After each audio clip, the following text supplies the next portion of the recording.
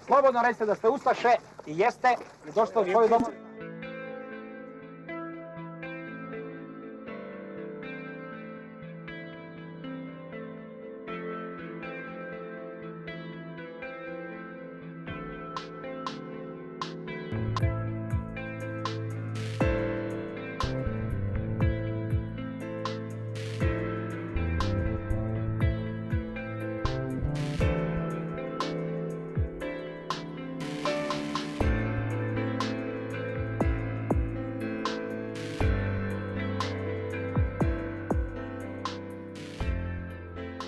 Na novom mjestu ovdje na Dravi, uz ove stepenice, dogodili su se najmanje 10 ubojstava srpskih civila koji su bili ispitivani i mučeni u Dubrovačkoj ulici 30 u Osijeku, potom dovezeni kroz grad ovdje na obalu rijeke gdje su bili likvidirani metkom u potiljak.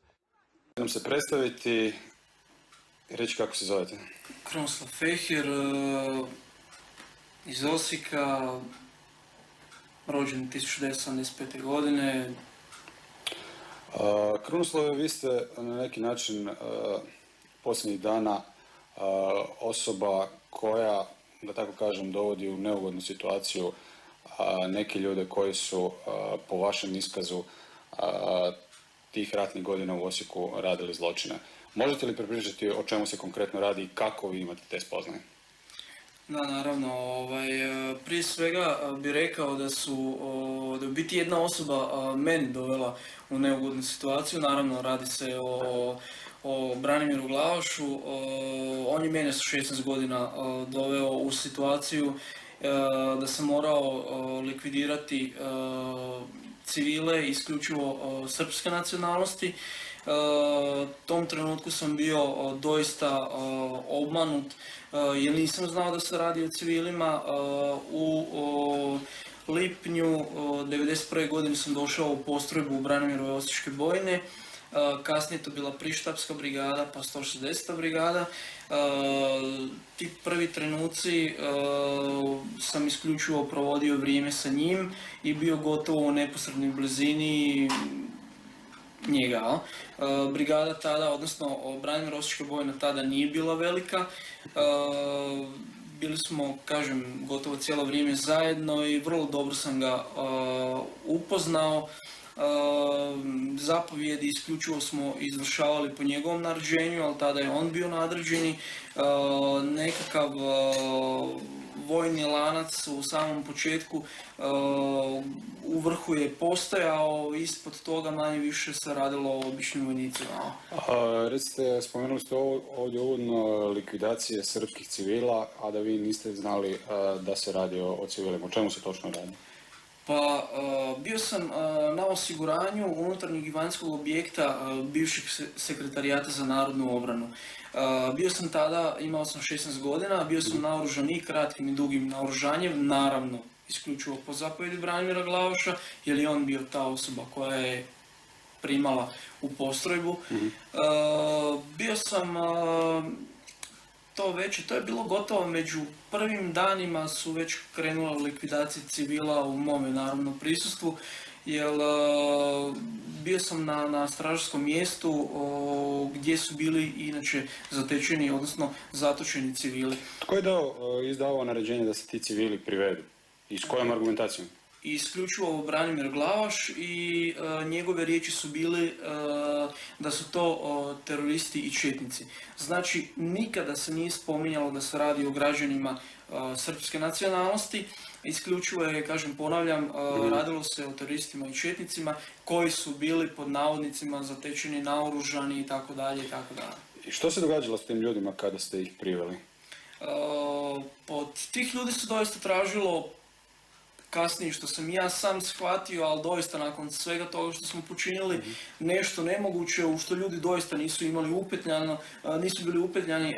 Tražilo se gdje su drugi četnici, gdje su u Osijeku, nekakve lokacije su se tražile, kojim je od rodbina u četnicima itd. itd. Mogu samo reći da su to bili građani grada Osijeka, ponavljam ponovo isključivo civili koji su bili i za vrijeme granatiranja grada Osijeka zaposleni u Osijeku, radili na svojim radnim mjestima, ali kažem, te sve spoznaje sam dobio puno kasnije poslije svega toga što smo počinili. Kako su se ti iskazi iznuđivali od tih ljudi? Što s tim radili? Pa ulazilo se, znači, u te garaže, druga i treća garaža su isključivo bili u njoj civili, gledano iz smjera sjevera, jel? Te garaže unutar tu su bili, znači, zatočeni ti civili i uglavnom nije to bilo neko klasično ispitivanje. Isključivo su tu padali udarci, batinjanja, tukli su se ljudi gotovo do smrti, neki su i podlegli ozljedama i u samim prostorima u kojima smo ih držali, neki su likvidirani hicima tamo, neki su likvidirani na rijeci Dravi, neki su likvidirani na Bajeru i bilo je raznih situacija. Recite, kako je uloga bila vaša pretpostavljena, dakle, Branimira Glavaša u svemu tome? Možemo konkretno i govoriti o slučaju ubojice dvojice srpskih civila, vi im znate imena. Naravno, radi se o Čedomiru Vučkoviću i gospodinu Đorđu Petroviću.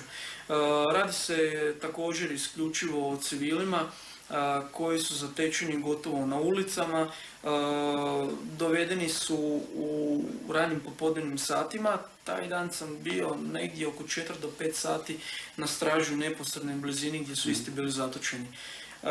U nekoliko navrata sam po zapovjedi Branimira Glavaša ulazio u rečenu garažu s nikakvim ciljem nekakvih posebnih ispitivanja, odnosno dobivanja nekakvih informacija koje su nama navodno trebale koristiti.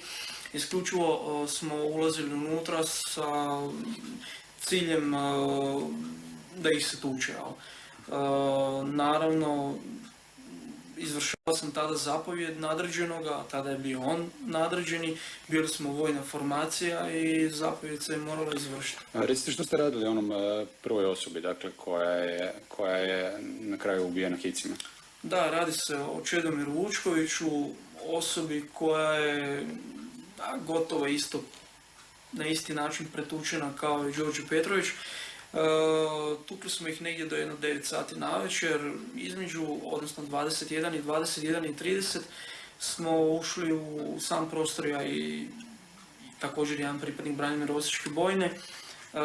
Iz akumulatora koji je bio u rečenoj garaži sipali smo tu tekućinu u nekakvu posudu i Čedomira Vučkovića natjerali da ju pije. Kada je počeo piti, odnosno što smo vidjeli po izrazu lica i po svega da je počeo gutati tu kiselinu, odnosno tu tekućinu iz akumulatora, izašli smo van i moj kolega koji je bio sa mnom u garaži otišao je do Branimira u kancelariju, ja sam ostao vani i nakon nekakvih par minuta, možda minutu, vrlo kratko u biti je vrijeme bilo, je isti pokušao i nakon 2 udarca u vrata izašao van. Tada su slijedili hici prema istome, mislim da sam ga su 4 ili 5 metaka pogodio i dakle, vi ste ga ubili? Naravno. I tada je pao između zgrade Prekršajnog suda i zgrade Sekretarijata za narodnu obranu u kojem je bio Branimir smješten, znači udaljenosti možda zračne linije 5 do 7 metara, ne više. I on je to sve naravno i vidio i znao i na kraju krajeva to je bila i njegova zapovjed i vjerojatno i očekivao reakciju nakon silnih batinjanja i svega toga da će tako nečega i doći. Što se dogodilo sa drugim zarobljenim koji je sve to gledao? Drugi zarobljeni je također likvidiran i odvežen je u rijeku Dravu, tamo je likvidiran, ispucan je metak u potiljak. Vi ste ga svojevoljno likvidirali ili isto postojalo naređenje da ga se likvidira? Branimir Glavaš je u tom trenutku nakon te pucnjave došao do mene i pitao me, a gdje je drugi? Ja sam rekao, unutra je. I onda mi je rekao, a što čekaš, mogu si njega likvidirati dok još nema nikoga. Ja u tom trenutku nisam znao što da mu odgovorim, spustio sam snajper, oružje koje sam imao uz desnu nogu, I gledao sam zbijanje što će se dalje sa svim tim dogoditi. Međutim, u jednom trenutku mi izdao zapovjed da uđem u garažu da ga svežem, što sam i napravio. Svezao sam mu ruke na leđa i čim mu je stavljena bila krpa u usta i vodoravno selute preko usta, meni je bilo jasno kud će taj čovjek biti odveden, jer većina civila je isključivo na isti način završavala, odnosno na takav način su likvidirani. Su bili neki čudni ljudi došli, ne znam, ili sa sela ili kao da su se skrivali svih tih godina ranije. Odjednom su se pojavili nekako na svjetlu dana sa tim zastavicama, amblemima, sa ustaškim simbolima. S jedne strane me to zgražavalo, s druge strane mi je bilo glupavo i smiješno i nisam uopće znao kako da ih doživljavam, a onda sam vidio da je to vrlo ozbiljno. Primijetio sam da se rat priprema i kada su noćne eksplozije počele u Osijeku. Kada su po 2-3 eksplozije svake noći jedno vrijeme remetile taj neki noćni mir, građanski ugođaj. U pravilu su u zrak letjeli kiosci srpskih izdanja, dakle Politikini kiosci, borbeni i tako, ili nekakvi srpski lokali, ili nekakve kuće u kojima su živjeli Srbi. Policija je tad kao bila nemoćna utvrditi tko iza toga stoji. Noćni rafali su također parali nebo, pa se onda u policijskim izvještajima navodilo kako to nisu bili rafali ispaljeni iz automatske puške, nego je to bio pokvaren auspuh nekakvog kamiona. A svi smo dobro čuli šta je bilo. I ko je pucao sa balkona zgrade HDZ-a, isprobavajući oružje.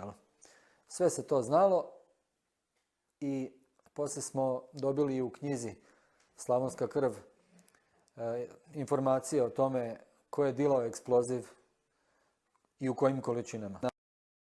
Ne znam što bih izdvojio. Ljudi koji su ostali bez posla ili su nekom stali na žulj jer nisu imali dobru krvnu sliku. Već sam spomenuo kolegu Srbina koji je radio na Hrvatskom radiju pa je ostao bez posla samo zato jer imao sve druge kvalifikacije da ostane na tom radnom mjestu jer je odličan novinar. Mnogi su morali otići iz grada zbog noćnih uznemiravanja. Neki su ostali bez svoje imovine, bez kafića koji su se nekima svidjeli pa su ih protjerali. Protiv nekih se obračunavalo preko medija gdje se koristila situacija da je glavni urednik ili direktor naš čovjek pa možemo preko njega plasirati i laži protiv nekoga zato što su oni Srbi, onda im se montiralo da su davali nekakve humanitarne pomoći SDS-u ili četničkim strankama kako bi ih se kompromitiralo u javnosti i spriječilo ih se da se vrate recimo i traže svoju imovinu, a opet s namjerom da ta imovina ostane u rukama onih koji su ih pokrali. Ne bih sad navodio nikakva imena, ali i dan danas znam neke slučajeve koji su na sudu već više od 10 godina radni sporovi i koji se još uvijek nisu riješili. Pisao sam o ubojstvima civila, pisao sam o ubojstvima koji su izgledali da imaju politički prizvuk, o ubojstvima koja su izgledala motivirana nacionalnim netrpeljivostima, razlozima ili čak materijalnim razlozima. Neki ljudi su ubijeni zato što su imali lijepe kuće i stanove, pa je to bio najlakši način da se do tih stanova dođe i do imovine u tim stanovima. Međutim, tu je bilo jako teško bilo što dublje istražiti, jer policija o tome nije davala informaciju, uvijek je istraga bila u tijeku, a novinar sam tu ne može praviti svoju istragu i sad, ne znam, obilaziti njegove prijatelje, obitelj, istraživa zašto je neko ubijen. 26.11.1991. kad su 3 naoružane osobe, pripadnici HV-a, jedna žena i 2 muškarca u pol bijela dana došli i odveli mog supruga s kućnog praga na informativni razgovor. I od onda mu se gubi svaki trag.